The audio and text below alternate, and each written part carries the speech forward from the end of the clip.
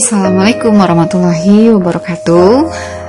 Selamat pagi anak-anakku sekalian. Berjumpa kembali dengan Ibu Ervi di video pembelajaran untuk mata pelajaran prakarya kelas 8. Apa kabar hari ini? Mudah-mudahan kalian semua selalu dalam keadaan sehat walafiat ya. Nah baiklah, di pembelajaran untuk prakarya di semester kedua ini, kita akan belajar di bab 1 mengenai kerajinan bahan limbah keras. Nah, untuk sebelum Ibu menyampaikan materi, Ibu akan menyampaikan peta materinya terlebih dahulu supaya nanti kalian paham ya, kedepannya kita akan mempelajari tentang materi apa sih. Nah, yang pertama nanti kita akan belajar mengenai prinsip kerajinan bahan limbah keras. Nah, lalu yang kedua adalah jenis dan karakteristik dari kerajinan bahan limbah keras. Nah, ini untuk hari ini Ibu akan jelaskan mengenai dua materi ini. Dan untuk proses produksi kerajinan bahan limbah keras nanti akan Ibu sampaikan di video pembelajaran minggu depan. Langsung saja, yang pertama adalah prinsip kerajinan dari bahan limbah keras. Namun sebelum itu kalian harus tahu dulu apa itu limbah keras.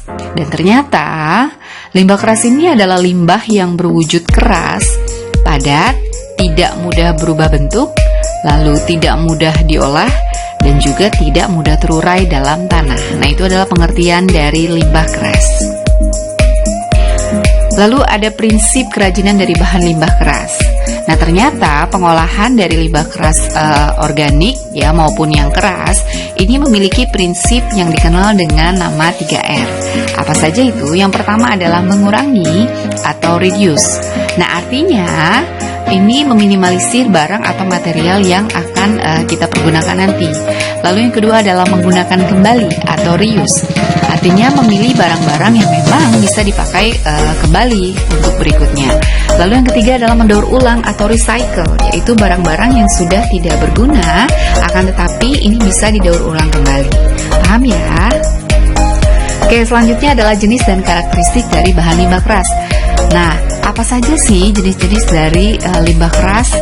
Oke, yang pertama adalah limbah keras organik, yaitu limbah yang berasal dari alam, baik itu tumbuhan maupun hewan, yang bersifat keras, padat, dan membutuhkan waktu yang cukup lama untuk terurai dalam tanah. Nah, contohnya adalah ini cangkang kerang.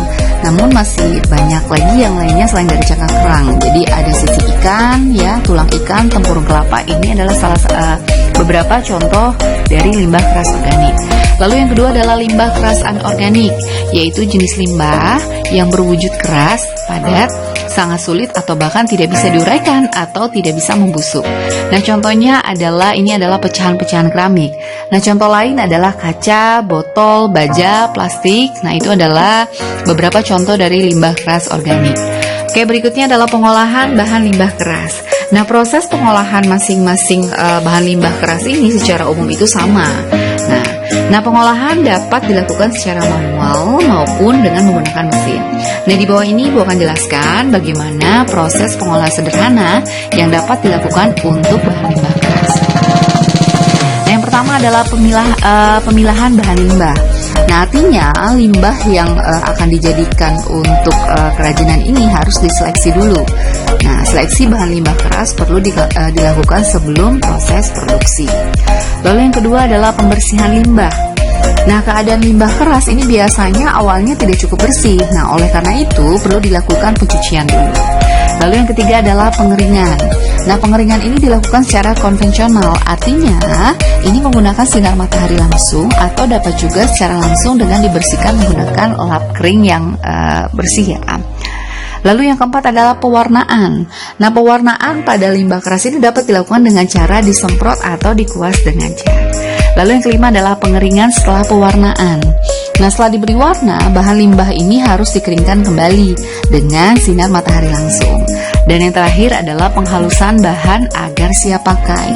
Jadi bahan limbah yang sudah kering ini dapat di-finishing agar mudah diproses menjadi karya. Itu adalah pengolahan dari bahan limbah keras. Oke, selanjutnya, pembuatan produk kerajinan di setiap wilayah itu tentunya akan berbeda-beda ya, dengan wilayah satu dan wilayah yang lainnya. Nah, dari daerah manakah kamu berasal? Nah, setiap daerah ini memiliki ciri khas kerajinan yang menjadi unggulan daerahnya. Nah, hal ini dikarenakan sumber daya limbah keras organik dan anorganik dari masing-masing daerah tentunya akan berbeda. Nah, di bawah ini merupakan penggolongan hasil limbah keras yang dapat dijadikan bahan baku produk kerajinan yang dapat dilihat dari kondisi wilayahnya. Oke, kita simak berikutnya ya. Nah, yang pertama adalah daerah pesisir pantai atau laut. Nah, biasanya di daerah pesisir pantai atau laut ini limbah keras yang banyak kita jumpai.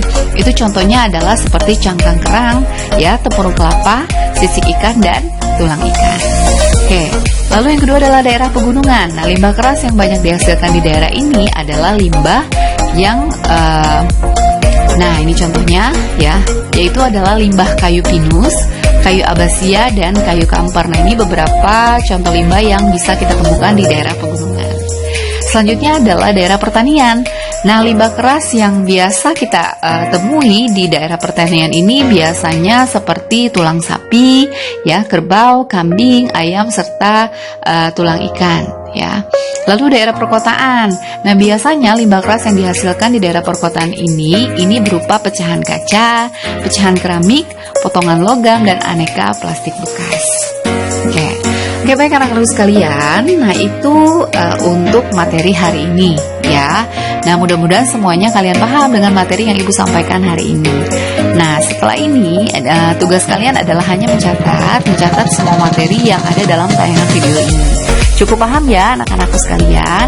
Nah, mudah-mudahan kalian paham semua materi hari ini, dan mudah-mudahan materi hari ini bermanfaat untuk kalian semua. Sekian ya, dan kita ketemu lagi di video pembelajaran berikutnya. Sekian, Assalamualaikum warahmatullahi wabarakatuh.